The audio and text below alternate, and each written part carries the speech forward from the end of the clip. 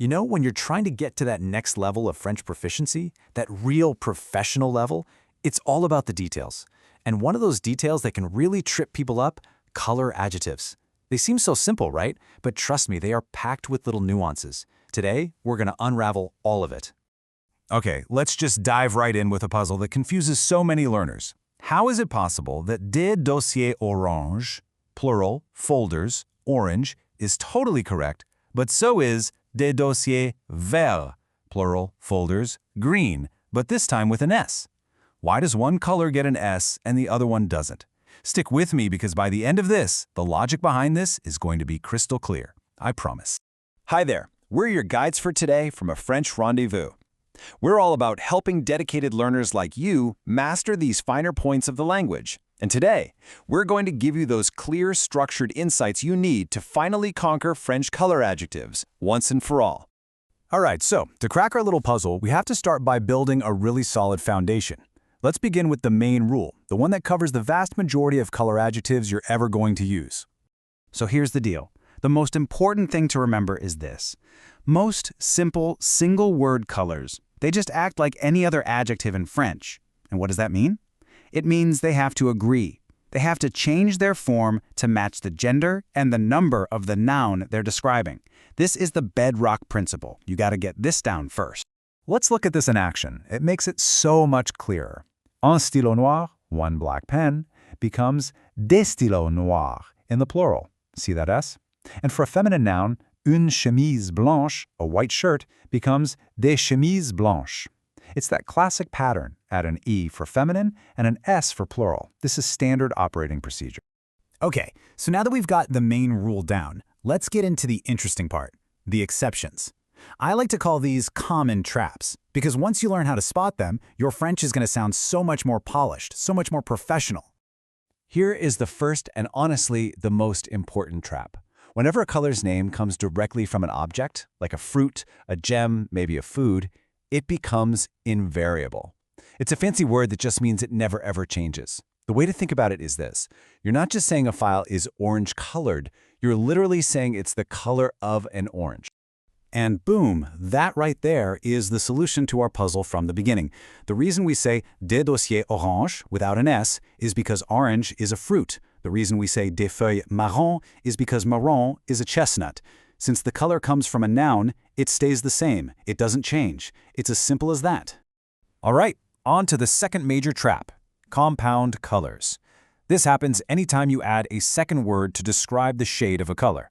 Think light blue, dark green, navy blue, anything like that. The second you combine words to describe one color, the whole thing becomes invariable. Let's look at some examples to really see how this works. Notice here, even though chemise, shirts, and rideau, curtains, are plural nouns, the colors bleu clair and vert foncé don't change at all. The moment you use two words for one color, it's like the color gets frozen in place. It just stops agreeing. So we've got the main rule and the two biggest traps. Now let's dig into the final layer of nuance. Yep, the exceptions to the exceptions. And honestly, getting these right, that is a true sign that you're moving from just being proficient to achieving real mastery. I love this idea because it's so true. Language is a living, breathing thing. It evolves. And what's happened over hundreds of years is that some colors that did come from nouns have been used as adjectives for so long, they've basically forgotten their origins. They've assimilated, and now they follow the main rule of agreement. And these are the key ones you just have to remember: rose, mauve, and violet. Even though they started as nouns, they must agree now.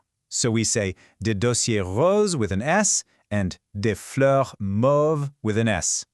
And here's a special one, châtain. It's a light brown color, but it's used almost exclusively for hair. And it also agrees, like in des cheveux châtains.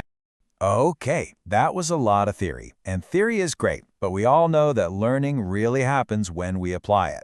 So let's switch gears, do a quick review, and put your new knowledge to the test. Think of this table as your ultimate cheat sheet. Seriously, it's everything we just covered all in one clear spot.